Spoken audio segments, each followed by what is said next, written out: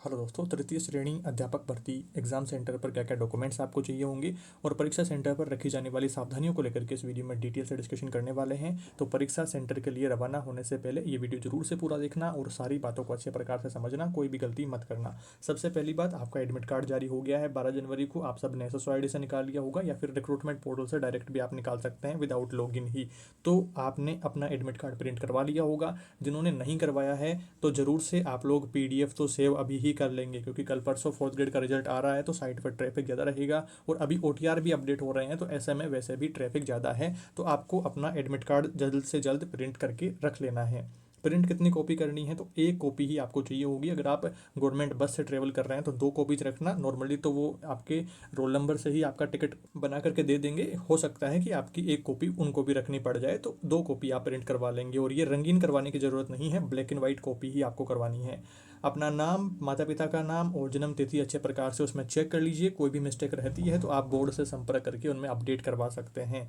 और कोई भी गलती है तो परीक्षा के बाद में उसमें सुधार का मौका आपको बाद में भी मिलेगा, तो कोई भी टेंशन लेने वाली बात नहीं है। काफ़ी स्टूडेंट के परीक्षा के जो फोटो के नीचे आपके सिग्नेचर हैं खुद के नहीं आए हैं, ई-मित्र की गलती से किसी और का सिग्नेचर आ गए हैं। कुछ स्टूडेंट के फोटो 2 आनी चाहिए बट एक ही फोटो आ रही है, तो ऐसे स्टूडेंट्स को भी टेंशन नहीं लेनी है। आपकी खुद की सारी डिटेल्स आपको जो डॉक्यूमेंट साथ लेकर के जाने हैं तो उनसे आपका काम हो जाने वाला है, कोई भी टेंशन लेने वाली बात है नहीं।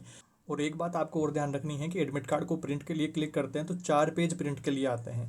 पहले पेज में तो आपकी फ़ोटो और एग्ज़ाम सेंटर डिटेल्स और आपकी जनरल डिटेल्स वो सारी चीज़ें आती है, और बाद की जो 3 पेज हैं उनमें आपको एग्ज़ाम के लिए इंस्ट्रक्शंस मेंशन करे हुए हैं, तो उनकी ज़रूरत नहीं है। आपको मेन जो पेज है जिसमें आपकी फ़ोटोज़ हैं, एग्ज़ाम सेंटर डिटेल्स हैं, आपकी जो जनरल डिटेल्स हैं, वो सारी चीज़ें हैं, तो वही वाला पेज चाहिए। एक आपको पेज वो चाहिए, बाकी जो इंस्ट्रक्शंस वाले पेज है उनकी ज़रूरत नहीं है, तो उनको प्रिंट मत करवाना आप लोग। और एक सवाल आपका यहाँ पर ये भी रहेगा कि भैया हमने तो डायरेक्ट ही एडमिट कार्ड निकाल लिया है, तो क्या अब हमें OTR अपडेट करने की ज़रूरत है या बाद में कर लेंगे? तो अभी आपको OTR की कोई ज़रूरत नहीं है। लॉगिन करके आप निकालते हैं। जिनको एप्लीकेशन नंबर नहीं पता है तो उनको तो अपडेट करके फिर थंब इम्प्रेशन वो डाल करके फिर ही करना पड़ेगा। बट जिन्होंने एडमिट कार्ड डायरेक्ट निकाल लिया है तो उनको अभी कुछ नहीं करना है। बाद में जब आप LDC का फॉर्म भरेंगे या किसी और वैकेंसी का फॉर्म भरेंगे तब आपको SSO लॉगिन की ज़रूरत पड़ेगी, तो फिर आपको अपडेट करना वहाँ पर ज़रूरी हो जाएगा। तो अभी अपडेट करने की ज़रूरत नहीं है, अभी आप अपने एग्ज़ाम पे फोकस करिए। एडमिट कार्ड के बाद में दूसरा सबसे महत्वपूर्ण काम आता है, आपको समय का विशेष ध्यान रखना होगा। परीक्षा 10 बजे से शुरू हो रही है पहले पारी की, और दूसरी पारी की 3 बजे से परीक्षा शुरू है। तो 1 घंटा पहले आपका एग्जाम सेंटर बंद कर दिया जाएगा, एंट्री बंद हो जाएगी। परीक्षा के 2 घंटे पहले आप ऑलमोस्ट पहुंचना सुनिश्चित करेंगे कि आप एग्जाम सेंटर अच्छे से लोकेट कर पाएंगे, और उसके अलावा आप अपना रोल नंबर, सीट वगैरह ये सारी चीज़ें अच्छे प्रकार से चेकआउट कर पाएंगे। और वहाँ पर बायोमेट्रिक फेस रिकॉग्निशन वगैरह सारी चीज़ें रहेंगी, तो उसमें भी टाइम लगेगा। तो आप पहले टाइम से पहुंचना सुनिश्चित करें। 1 मिनट की भी देरी होती है तो फिर कोई एंट्री आपको नहीं मिलेगी, तो इस चीज़ का ध्यान रखना है। सुबह जो 10 बजे वाली पारी है तो इसमें 9 बजे गेट बंद कर देंगे, और 3 बजे वाली जो पारी है तो इसमें 2 बजे गेट बंद कर देंगे। तो जो सुबह वाली पारी है तो इसमें आप लोग 8 बजे के लगभग ही पहुंच जाना सेंटर पे, ताकि कोई दिक्कत समस्या ना हो, अच्छे प्रकार से चेकिंग हो जाए, आप अपने रोल नंबर वगैरह सारी चीज़ें अच्छे प्रकार से मैच कर सकें। जो सामान आप साथ ले जाने वाले हैं, बैग ले जाने वाले हैं, मोबाइल फ़ोन ले जाने वाले हैं, तो उनको रखने के लिए सुरक्षित जगह ढूंढने में इन सब में टाइम लगेगा। तो आप 8 बजे के लगभग ही सेंटर पर पहुंच जाएंगे। दूसरी बात, जिनका दोपहर में दूसरी पारी में एग्जाम है तो वो 1 बजे के लगभग ही सेंटर पर पहुंच जाएंगे। तो ये टाइम को लेकर के आपको थोड़ा सा अच्छे प्रकार से ध्यान रखना है। अगली महत्वपूर्ण बात ड्रेस कोड को लेकर के आती है। सादा जीवन और उच्च विचार अपने दिमाग में इस प्रकार की भावनाएं रखनी है। कोई भी फैशनेबल कपड़े नहीं पहनने हैं और जींस भी नहीं पहनना है। जींस में जो मेटेलिक बटन रही है सारी चीज़ें रहती है, तो उन चक्कर में फिर आपकी थोड़ी सी टेस्टिंग जांच ज़्यादा हो सकती है। तो इस चीज़ को ध्यान रखना है कि इनको आपको अवॉइड करना है। सादा कपड़े पहनना है, नॉर्मल T-शर्ट या शर्ट पहन सकते हैं, नॉर्मल पैंट पहने, या फिर पजामा लोवर आप पहन सकते हैं जिसके बटन ना हो। जो मेटेलिक बटन है, प्लास्टिक वाला बटन चल जाएगा, मेटेलिक बटन नहीं होना चाहिए। जींस और टाइट कपड़े बिल्कुल वर्जित रहेंगे। और कोई अपवादित 1-2 लोग जो पहन करके आएंगे तो उनकी गहन तलाशी के बाद में फिर आपको एंट्री दी जाएगी। तो इस चीज़ को समझना है कि आपको ऐसे किसी लफड़े में नहीं पड़ना है कि आपकी ज़्यादा टेस्टिंग हो, ज़्यादा जांच हो, तो फिर एग्जाम का प्रेशर और फिर ये सारी टेंशन है, तो थोड़ा सा दिमाग डिस्टर्ब हो सकता है। तो ज़रूरी है कि थोड़ा सा सावधानी बरतें और सिंपल साधारण कपड़े पहन करके जाएं। ड्रेस कोड को अच्छे से समझते हुए पहले पुरुष अभ्यर्थियों की बात करते हैं। तो यहाँ पर आप लोग देखेंगे हाफ बाजू और फुल बाजू की शर्ट, T-शर्ट आप लोग पहन सकते हैं, पेंट और पजामा पहन सकते हैं जिसमें मेटेलिक बटन्स नहीं होने चाहिए, नॉर्मल प्लास्टिक वाले बटन चलेंगे। हवाई चप्पल पहन सकते हैं, जूते पहन सकते हैं, स्लीपर आदि पहन सकते हैं। जींस नहीं पहननी है, फुल बाजू शर्ट भी चलेगा क्योंकि सर्दी थोड़ी ज़्यादा है, तो उस चक्कर में नई गाइडलाइंस के तहत ये बताया गया है कि फुल बाजू शर्ट भी आप लोग पहन सकेंगे, स्वेट शर्ट वगैरह वो सारी चीज़ें पहन सकेंगे, बट उनमें मेटेलिक बटन नहीं होने चाहिए जो आपका स्वेटर है तो उसमें। और जूते पहन सकेंगे और बेल्ट नहीं लगा सकेंगे, तो जूते आप लोग पहन सकेंगे, कोई टेंशन वाली बात नहीं है, बट बेल्ट आपको अवॉइड करना है। बात करें महिला अभ्यर्थियों के लिए, तो महिला अभ्यर्थियों को भी सावधानी बरतनी है कि सलवार सूट, साड़ी या हाफ बाजू का कुर्ता, फुल बाजू का कुर्ता, ये सारे आप पहन सकते हैं। बालों में साधारण रबर बैंड ही आपको लगाना है। कांच की पतली चूड़ियाँ आप पहन सकते हैं और सारी चीज़ों को अवॉइड करना है। क्लिप, बटरफ्लाई, भारी गहने, जीन्स, इन सब को अवॉइड करना है। गहने वगैरह नहीं लेके जाने हैं, उनको फिर सेंटर पे बाहर उतरवाया जाएगा तो वहाँ रखने वगैरह की सुविधाएं नहीं होंगी, तो थोड़ा टेंशन, एग्जाम का प्रेशर और ये सारे टेंशन है, थोड़ा सा आपको इनको अवॉइड करना है। घर पर ही रख के जाने हैं सारे गहने वगैरह। ऊंची एड़ी की सैंडलों को भी अवॉइड करना है और बड़े बटन और मेटल के हुक वाले जो भी आपकी ड्रेस है उनको अवॉइड करना है। सादा सिंपल ड्रेस आपको पहननी होगी। और जो कोई भी ड्रेस आप पहने उसमें सबसे महत्वपूर्ण बात है कि मेटेलिक बटन नहीं होने चाहिए, प्लास्टिक वाले बटन हो तो कोई दिक्कत आपको नहीं रहने वाली है। अगला बिंदु आएगा अपने सर्दियों के कपड़ों को लेकर के। सर्दी थोड़ी ज़्यादा है, शीतलहर का थोड़ा सा यहाँ पर गाइडलाइंस दी गई है। आज के न्यूज़पेपर में भी इस बारे में आई थी कि 40 शीतलहर तेरे शहर देख ले, या मौसम भी हो या कति जहर देख ले, तू काड़ के रजाई मत पैर देख ले, या मौका ना मिलेगा बार बार। तो यह मौको बार बार कौन मिले दोस्तों, तो अच्छी प्रकार से तैयारी, आपकी एग्जाम में फोकस रखो, फ्रेश माइंड से एग्जाम सेंटर पर पहुंचना है आपको, और ज़रूरत की सभी चीज़ें आपको साथ में ले जानी हैं। कम भी नहीं ले जानी है और एक्स्ट्रा भी नहीं ले जाना है कि आपको उनको संभालने की टेंशनें होती रहें। जो भी ज़रूरी सामान है वो हम इस वीडियो में सारी चीज़ें कवर कर रहे हैं, तो सिर्फ वही आपको ले जाना है। स्वेटर और जर्सी पहनने की अनुमति है। इसमें बड़े बटन, मेटेलिक बटन नहीं होने चाहिए, जैसा कि यहाँ बटन दिखा रखा है ना, तो ऐसा बटन नहीं होना चाहिए। चेकिंग के दौरान स्वेटर उतरवा करके तलाशी देनी पड़ सकती है, और फिर ये जो सारी तलाशियाँ वगैरह रहेंगी तो आपका टाइम कंज्यूमिंग रहेंगी, और वैसे ही एग्जाम का प्रेशर है तो ये टाइम थोड़ा सा ज़्यादा आपको टेंशन हो सकती है। तो ये यहाँ पर जो फ्रेम में दिखाई गई है तो ऐसी आप पहन सकते हैं, या विदाउट बटन वाली, बंद कॉलर वाली ऐसी नॉर्मल जर्सी स्वेट शर्ट, तो वो आप पहने।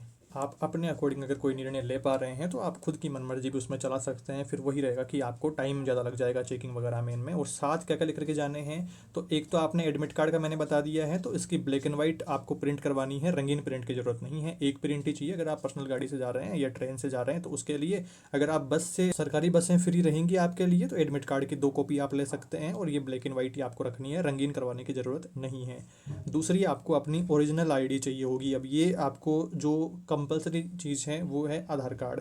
आधार कार्ड में आपकी पूरी डीओबी होनी चाहिए। जैसे 1947 एग्जाम्पल के लिए लेते हैं तो सिर्फ इतना ही नहीं होना चाहिए, 15 अगस्त भी साथ में मेंशन होना चाहिए, तो कंप्लीट डीओबी होनी चाहिए। अगर इसमें कमी है तो आप, अभी टाइम है तो अपडेट करवा लीजिएगा। फ़ोटो इसमें ज़्यादा पुरानी नहीं होनी चाहिए कि आपको 5, 7, 8, 10 साल पुरानी फ़ोटो है जिसमें आपका फेस ठीक से मैच नहीं खा रहा है, तो वो फ़ोटो नहीं चाहिए। अगर 2, 4 साल पुरानी है और फेस भी ठीक से मैच हो रहा है तो फिर कोई टेंशन नहीं है, तो आपको अपडेट नहीं करवाना है। और आपको चाहिए होगा रंगीन अपनी फ़ोटो, पासपोर्ट साइज़ फ़ोटो, जो कि हमने पहले भी बात करी है। तो ये आपको फॉर्म में जो फ़ोटो है ना वो ही लाना ज़रूरी नहीं है, कोई भी आपकी लेटेस्ट फ़ोटो चल जाएगी। तो कई सारे साथियों के ऐसा भी मिसकंसेप्शन था कि जो फॉर्म में फ़ोटो है वही चाहिए कि भैया, तो ये आपको नहीं चाहिए, आपको कोई सी भी लेटेस्ट फ़ोटो आपकी होगी। अब ये भी ज़रूरी नहीं है कि सिर्फ 30 दिन पुरानी हो, 1 महीने इससे ज़्यादा पुरानी नहीं हो, ऐसे भी बातें चल रही है। तो आप 2 महीने पहले भी आप ही थे, 3 महीने पहले भी आप ही थे, तो शकल सेम आपकी मैच हो रही है तो फ़ोटो चलेगी आपकी। ऐसा नहीं है कि आप 1 महीने के पहले अलग शक्ल दिख रही थी, 1 महीने में ही काफ़ी चेंज हो गया, तो ऐसा कुछ नहीं होता है। 1 आधा % कुछ 19-20 चेंज होता है, तो उसकी इतनी कोई टेंशन नहीं लेनी है। तो लेटेस्ट फ़ोटो जो भी आपकी हो। फ़ोटो कितनी चाहिए, तो वहाँ पर इंस्ट्रक्शंस में 1 फ़ोटो के लिए मेंशन किया हुआ है, तो आप 2 फ़ोटो रख लीजिएगा इमरजेंसी के लिए, बाकी तो एक ही फ़ोटो आपको काम लेनी है। और नीला बाल पारदर्शी पेन, नीला पारदर्शी बाल पॉइंट पेन जो कि स्क्रीन पर दिख रहा है, इस तरह का पेन लेना है जिसमें रिफिल आर पार दिख रही हो। ट्रांसपेरेंट पेन होना चाहिए। ये स्क्रीन पर आपको पेन दिख रहा है, हर एक पेज पर पेन तो दिख रहा है भाई साहब, स्लाइड खतरनाक बनी है, यहाँ पर पेन आपको हर स्लाइड पे देखने को मिल रहा है। तो ये वाला पेन, इस तरह का पेन आपको यूज करना है जो ट्रांसपेरेंट हो। आधार कार्ड को लेकर के जो मैंने आपको बातें बताई थी, तो विशेष आपको यहाँ पर ध्यान रखना है कि जो आपके डीओबी है ना, तो वो कंप्लीट इस प्रकार की होनी चाहिए। पूरी जन्म तिथि होनी चाहिए, जैसे कि एग्जांपल आप यहाँ पर देख लीजिए, तो आधी अधूरी है तो आप उसे अपडेट करवा लेंगे। अगर अपडेट नहीं हो पा रही है अभी, तो आप 10th की मार्कशीट या आपका वोटर ID कार्ड ऐसे डॉक्यूमेंट्स भी आप साथ रखेंगे। ओरिजिनल की बात यहाँ पर हो रही है, सारे डॉक्यूमेंट ओरिजिनल लेकर के जाने हैं। अगर यहाँ डीओबी में कोई भी गड़बड़ है तो आपको 10th की मार्कशीट या वोटर कार्ड, ऐसे डॉक्यूमेंट आप साथ रखेंगे, वो भी ओरिजिनल, तो फिर कोई दिक्कत आपको नहीं रहेगी। अगर आधार में केवल साल है तो प्रवेश नहीं मिलेगा, तो वहाँ पर इशू आ सकता है। प्रवेश मिलेगा पर वो गहन जांच रहेगी, सारे डॉक्यूमेंट चेक करेंगे, और उनमें फिर टाइम कंज्यूमिंग चीज़ें ज़्यादा रहेंगी, एग्जाम का प्रेशर, और फिर ये टाइम कंज्यूमिंग, तो टेंशन ज़्यादा बढ़ जाएगी। तो उस चीज़ को ध्यान रखना है। सॉल्यूशन क्या है? PAN card, voter ID, driving licence आदि आप साथ ले जाएं और ओरिजिनल लेकर के जाने हैं। फोटोकॉपी मान्य नहीं होगी, ओरिजिनल ओनली। ये बात क्लियर हो गई है। पेन कैसा होना चाहिए इसको लेकर के मैंने आपको बता ही दिया है कि ऐसा पेन होना चाहिए पारदर्शी, ट्रांसपेरेंट। ऐसा पेन बिल्कुल नहीं चलेगा जो अपारदर्शी हो, तो आपको इसमें ध्यान रखना है। और नीला बॉल पॉइंट पेन ही लेकर के जाना है। जेल पेन, पेड़, गत्ता, ज्योमेट्री बॉक्स आदि सामान आपको नहीं लाने हैं। और क्या क्या नहीं लाना है? तो घड़ी भी नहीं पहननी है, मोबाइल भी नहीं लाना है। तो ये एग्जाम सेंटर लोकेट करने के लिए मोबाइल तो आप लेकर के ही जाएंगे, पर आप ठीक समय से पहुंचेंगे, तो इसको मोबाइल को सुरक्षित जगह पर रखने के लिए भी आपको जगह ढूंढनी पड़ेगी, तो वो आप थोड़ा टाइम से एग्जाम सेंटर पर पहुंच जाएंगे। और कैलकुलेटर आप साथ में नहीं ले जा सकते, पानी की बोतल भी नहीं ले जा सकते। सर्दी ज़्यादा है तो बॉडी पानी कम ही मांग रही है इस वक्त, तो पानी की ज़रूरत वैसे भी नहीं पड़ेगी। केंद्र पर सामान रखने की जिम्मेदारी, कीमती सामान घर पर ही छोड़ करके जाएं, जिम्मेदारी उनकी नहीं होगी। वैसे जनरली सेंटर पर आपको सुविधा दी जाती है सामान रखने की, तो टेंशन नहीं लेनी है। और कोई भी आप साथ सामान ले जा रहे हैं, जैसे एक्स्ट्रा स्वेटर या कंबल वगैरह, तो उसके लिए आप बैग जरूर साथ में ले जाएं, ताकि वो बैग में समेट करके रख दें और फिर एक ही जगह पर आप उनको सुरक्षित रख पाएँ, ज़्यादा आपके साथ में सामान ना फैला हुआ हो। तो इस चीज़ का भी ध्यान रखेंगे कि आप ठीक से ट्रैवल कर सकें। अब हम दोस्तों बात करते हैं प्रवेश प्रक्रिया, जो एग्ज़ाम की एंट्री जो प्रोसेस रहेगी, और सिक्योरिटी को लेकर के क्या क्या सारे काम रहेंगे। तो गहन तलाशी, फ्रिस्किंग रहेगी, वेरिफिकेशन बायोमेट्रिक के लिए कह रहे हैं, तो ये किया जाएगा। और एक से अधिक फॉर्म भरने वाले और फर्जी अभ्यर्थी, उनको यहाँ पर पहले से ही पुलिस कार्रवाई के तहत उनको पहले तो डीबार कर दिया गया है। आरएसएसबी की एक लिस्ट जारी करी गई थी L1 L2 दोनों की, जो कि मैंने आपको टेलीग्राम चैनल पर शेयर कर दी थी। तो काफ़ी सारे स्टूडेंट को डीबार किया गया है पहले से ही, तो वो अब ना तो इसमें एलिजिबल है, ना आगे कोई फॉर्म भर सकते हैं। तो ऐसे जो स्टूडेंट है तो उनको यहाँ पर डीबार किया जाएगा और उनके खिलाफ कार्रवाई करी जाती है। तो ये सारी बातचीत हमने पहले भी कर रखी है, तो इसका आप ध्यान रखेंगे, सावधानी बरतेंगे हर एक काम में।